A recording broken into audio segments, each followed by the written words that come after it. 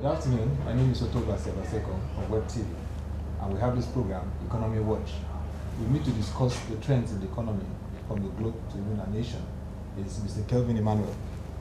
Kelvin, it's good to have you. Thank you. Kelvin Emmanuel is the CEO of Stockholm, Yes. and also an analyst on global and national issues. Thank you. Great to have you. Thank you. So how are you doing? How's it going? Very well, thank you. Very well. Thank you. It's good to have you. Thank you. Yeah. Now, there's some trends that have evolved between last week and this week, which we'd like to look at. First was the G20 summit held in St. Petersburg, Russia. The focus was economy, job creation, and the issue of tax evasion, taking common action. But I'd like you to share with us insight into the issue of unemployment and the need to tackle it with job creation. Give us your insight to how this is really playing out, especially from developed to underdeveloped countries. Well, you know, thanks for having me once again. The issue of unemployment varies from regions to regions. Where it's most biting right now is in Europe, Western Europe. In the US, it's down a little. We could see that the payrolls reports that came out last week Friday shows that America, the unemployment rate in the US dropped to 7.3%. 7.2%. Yes, which is very good. Even if it came out 169,000 jobs, it dropped to 7.3%, which is very good for the economy. It shows that the economy is rebounding, and you can see that the Dow Jones Industrial Average and the S&P 500 are doing very well. The Dow Jones is currently hovering around 15,000 points, which is a fresh high it's hit in the last decade. So the economy is healing fast, and also when you consider that the tapering of the Federal Reserve in the US is having a strong effect on the economy, you realize that you cannot compare the unemployment situation in America to the unemployment situation in Europe. In Europe, it's really bad. And you know, the bid of Spain at the International Olympic Committee recently in Buenos Aires, Argentina, the bid that they lost for the 2020 Olympics is a far hit. It's a hit on them. It's a hit on them. It's good for Tokyo because Tokyo is healing from the Fukushima accident. Would you say right? the economics worked out there? Exactly, it worked out. And you know, the win of Tokyo, it's a political and an economic decision by the IOC, right? It's to support the Japanese economy to rebound and heal faster, right? But it's a far hit on Spain because Spain was banking on the Olympics to bring in retail sales and to drive jobs, construction jobs, for the Spanish economy. So it's a hit because you could see that the unemployment situation in Spain is around 40 to 45%, which is very high. The unemployment situation in Greece is like 70%, which is very high. The unemployment situation in the UK is still around 5.5 to 6%, which is very high. You know, so you can see that in Europe the situation is biting. The only country that you can say is doing fairly well in the Eurozone is Germany.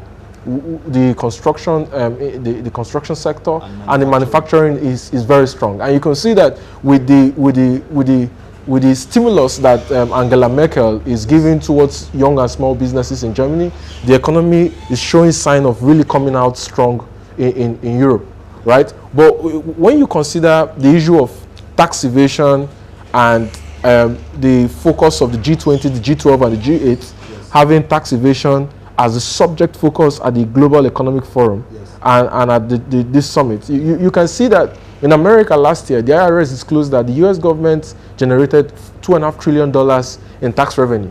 $2.5 trillion? Yes, and you can see also that Obama still came out and said that about $400 billion in tax revenue is lost to tax evasion and cheats every year. Tax evasion and cheats? Yes.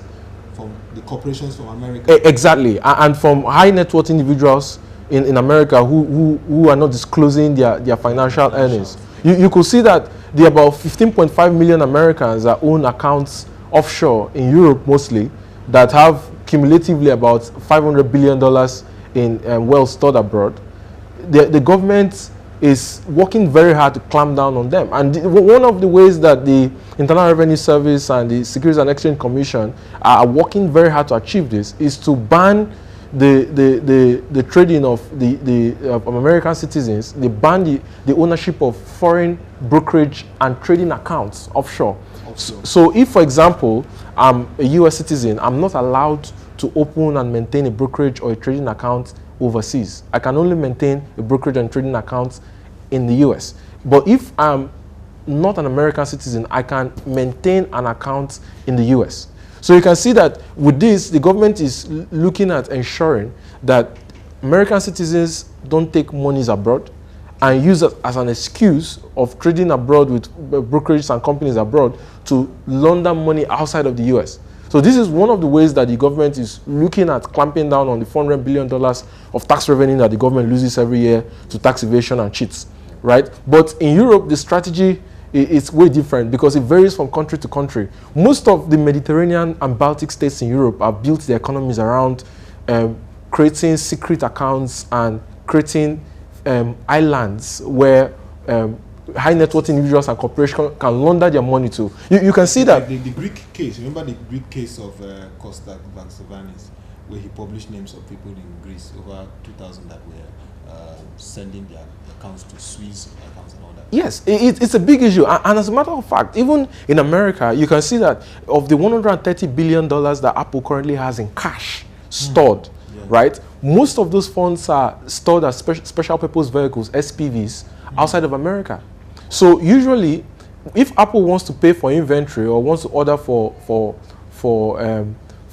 particular lines of raw materials they use in production, or they want to order for chips and all of those, they don't pay from their US accounts. They pay from accounts that are based in other parts of the world, right? So the US government is trying as much as it can to see how it can leverage on the CFTC, it can leverage on the NFA, it can leverage on the Securities and Exchange Commission, it can leverage on the IRS to block the vehicles and the avenues that corporations and high net worth individuals use to launder money abroad.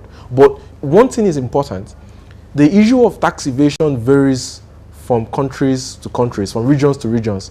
And the issue of tax evasion is most prominent in Europe. And it's one of the reasons why it's very difficult for them to come out of the financial crisis.